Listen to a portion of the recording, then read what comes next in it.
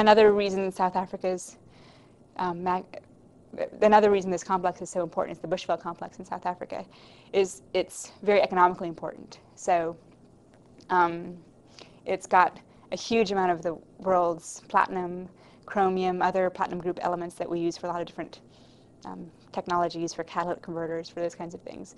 So because there's a lot of economic interest in this intrusion, a lot of mining interest, there's a lot of funding for research there. So South African geologists have been studying this sort of nonstop for a very long time, and I think it's only more recently that some of the other American geologists and other geologists have really said, okay, there's a lot here. We can use some of these techniques we've used in these other layered intrusions to try and better understand how these magma chambers have crystallized, but also how, specifically, how some of these ore elements, ore materials like platinum and chromium, how they get concentrated. So there's some very specific and complex problems with how you take one particular element that's very disseminated through a magma and focus it in just one little layer or one little bit of horizon. And that's a place where we can really understand that.